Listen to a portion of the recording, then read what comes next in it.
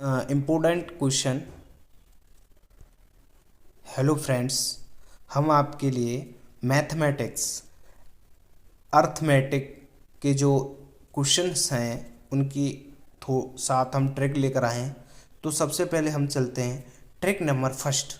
तो trick number first जो हमारी, तो ये कहती है हमारी, यदि किसी नाव की शांत जल में चाल x किलोमीटर प्रति घंटा है और धारा की चाल y किलोमीटर प्रति घंटा है, तो ये हमारी ट्रिक दे रखी है। यदि किसी नाव की शांत जल में चाल x किलोमीटर प्रति घंटा और धारा की चाल y किलोमीटर प्रति घंटा है, तो ट्रिक है हमारी ये किसी भी प्रश्न में ऐसी डेरिवेशन दे रखा होगा, ऐसी थ्योरी दे रखी हो, तो हम इस ट्रिक का यूज करेंगे। तो सबसे पहले हमारी ट्रिक है कि धारा की दिशा में नाव की चाल। सबसे पहले फर्स्ट ये स्टेप है हमारा, धारा की दिशा में नाव की चाल x + y किलोमीटर प्रति घंटा।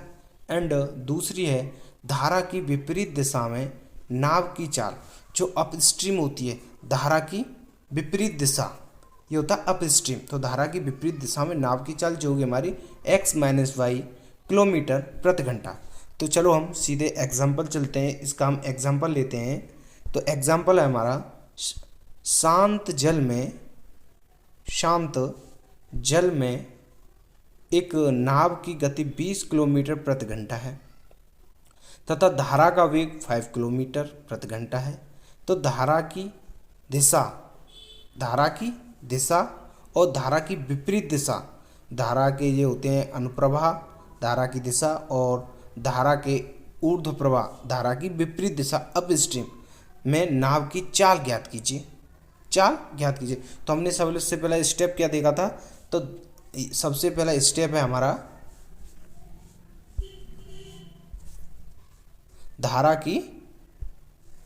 धारा की दिशा में नाव की चाल x + y, जो हमारी, तो सबसे पहला स्टेप है धारा की दिशा में नाव की चाल। तो धारा की दिशा में नाव की चाल पहले क्या दे रखी है? गति एक तो दे रखी है 20, x का मान कितना दे रखा है 20, और y का मान कितना दे रखा है 5। तो भैया x + y = 25 किलोमीटर प्रति घंटा। तो धारा की दिशा में नाव की चाल आ गई हमारी 25, और जो हमारा धारा की विपरीत दिशा में नाव की चाल होगी, तो इसकी भी वैल्यू x की वैल्यू 20 दे रखी है, y की वैल्यू 5 दे रखी है। तो हम इसमें जो धारा की विपरीत दिशा में नाव की चाल का फॉर्मूला क्या था? x - y।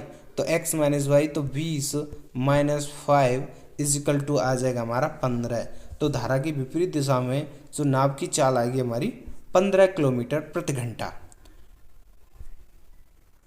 अब हम दूसरी ट्रिक पर चलते हैं, ट्रिक नंबर 2।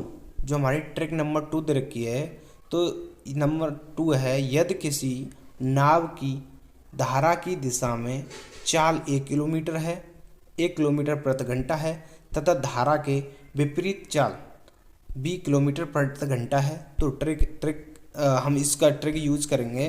तो शांत जल में तैराक की चाल, नाव की चाल या तैराक, जो जल में तैराक होते हैं, तैरती हैं, वही तो नाव होती है। तैराक की चाल तो a + b y 2 किलोमीटर प्रति घंटा, और धारा का वेग क्या होता है? a - b y 2 किलोमीटर प्रति घंटा। तो एग्जाम्पल पर चलते हैं हम इसके पे सीधे। तो एग्जाम्पल दे रखा है हमारा, तो एक तैराक की धारा की विपरीत दिशा में चाल क्रमशः 16 किलोमीटर तथा 4 किलोमीटर घंटा दे रखी है। तो भाई जो हमारी चाल दे रखी हैं, x का मान कितना दे रखा है भाई? यहाँ पर हमें x का मान दे रखा है, x का मान 16 दे रखा है, और y का मान 4 दे रखा है। तो हमें क्या पूछ रहा है? तैराक की शांत जल में चाल तथा धारा का वेग ज्ञात कीजिए। तो हम अब सबसे पहले स्टेप फर्स्ट पर चलते हैं। स्टेप फर्स्ट पर चलेंगे तो हमने क्या स्टेप फर्स्ट में क्या कह रहा था? शांत जल में तैराक की चाल भाई कितनी दे रखी है हमें? ए प्लस BY2 किलोमीटर प्रति घंटा। तो ए का मान कितना दे रखा है, 16, बी का मान कितना दे रखा है, 4। तो सब फॉर्मूले में पुट कर देंगे। तो तैराक की शांत जल में तैराक की चाल 16 + 4/2। तो 16 और 4 20/2 इक्वल टू हो जाएगा हमारा 10 किलोमीटर प्रति घंटा। तो शांत जल में तैराक की चाल कितनी आई, 10 किलोमीटर प्रति घंटा। और हमें निकालना है अब धारा का वेग। धारा का वेग निकालना है हमें। तो धारा का वेग का फॉर्मूला क्या था, A - B/2। तो ए का मान कितना दे रखा है भाई, ए का मान हमें दे रखा है 16, ए का मान हमें दे रखा है 16 और बी का मान कितना दे रखा है 16 - 4/2। तो भैया वैल्यू कितनी आवेगी हमारी, 16 में तो 4 गए तो 12, 6 किलोमीटर प्रति आवर। ये हमारी आ गई धारा का वेग। तो हमारी अब ट्रिक नंबर 3 जो है, तो ट्रिक नंबर 3 क्या कहती है, एक नाविक धारा की दिशा में निश्चित दूरी तय कर पुनः पहले के स्थान पर लौट आता है। यदि जाने और आने में कुल समय t लगता है और नाव एवं धारा की चाल क्रमशः x और y किलोमीटर प्रति घंटा है। तो ट्रिक क्या कहते हैं हमारी, तो दूरी है, ये हमने फॉर्मूला बनाया है दूरी। तो t x + y, t कोष्टक में x + y और एक कोष्टक में x - y upon 2x kilometre, जहाँ x ग्रेटर देन होगा y से, x बड़ा होगा y से।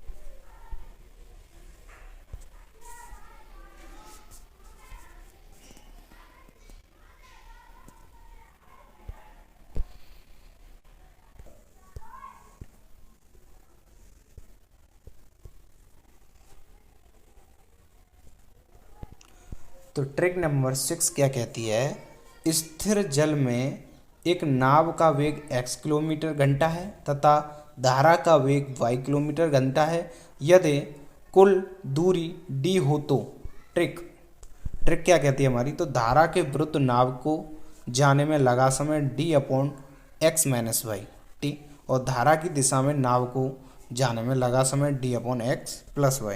ये हमारी होती है ट्रिक नंबर 6। तो एग्जाम्पल लेते हैं हम इसका। तो एग्जाम्पल क्या कहता है, स्थिर जल में एक नाव का वेग 8 किलोमीटर प्रति घंटा है। यदि धारा का वेग 4 किलोमीटर प्रति घंटा है तो धारा की दिशा में 60 किलोमीटर दूरी तय करने में कितना समय लगेगा। तो अभीष्ट जो समय होगा धारा की दिशा में कितना समय लगेगा, तो अभीष्ट समय तो d/x + y। तो हमें दूरी कितनी दे रखी है भाई, धारा की दिशा में d 60 किलोमीटर, d की वैल्यू हमें दे रखी है 60 किलोमीटर और x की वैल्यू हमें दे रखी है 8 और y की वैल्यू दे रखी है हमें 4। तो इन तीनों वैल्यू को पुट कर देंगे धारा की दिशा में नाव को जाने में लगा समय। तो d/x + y, तो d की वैल्यू 60 दे रखी है, x की वैल्यू 8 दे रखी है, y की वैल्यू 4 दे रखी है।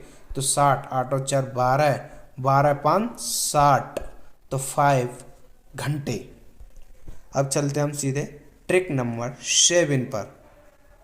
तो ट्रिक नंबर 7 हमारी क्या कहती है, तो यदि एक तैराक को धारा की दिशा में x दूरी एवं धारा की विपरीत दिशा में y दूरी तय करने में समान समय लगता है, तो ट्रिक क्या कहती है हमारी, तैराक की चाल अपॉन धारा की चाल इक्वल टू दूरी का योगफल x + y और दूरी में अंतर x - y। ये हमारी होती है ट्रिक। तो एग्जाम्पल पर चलते हैं सीधे। तो एग्जाम्पल क्या कहता है, एक आदमी धारा के साथ 18 किलोमीटर प्रति घंटा तथा धारा के विपरीत दिशा में 14 किलोमीटर प्रति घंटा जाने में बराबर समय लेता है। यह धारा की गति 4 किलोमीटर प्रति घंटा है तो आदमी की गति क्या होगी? तो धारा की गति हमें दे रखी है 4 किलोमीटर और जो तैराक आदमी की गति हमें दे नहीं रखी, तो आदमी की गति, तैराक की गति, तो आदमी की गति हम ज्ञात करेंगे। तो आदमी की गति जो हमारी तैराक की गति अपन आदमी की गति निकालेंगे तो 4 इधर मल्टीपल हो जाएगा क्योंकि 4 वैल्यू दे रखी है तैराक की गति। तो x + y, x की वैल्यू हमें 18 दे रखी है और y की वैल्यू हमें 14 दे रखी है। तो 18 + 14, 18 - 14 इंटू जो हमारी धारा की गति है ऊपर से इधर उठकर आ जाएगी, मल्टीप्लाई हो जाएगा 4। तो 18 + 14 32 और 18 + 14 4, 18 में से 14 गई तो बच 4 कैंसिल, तो 32/4।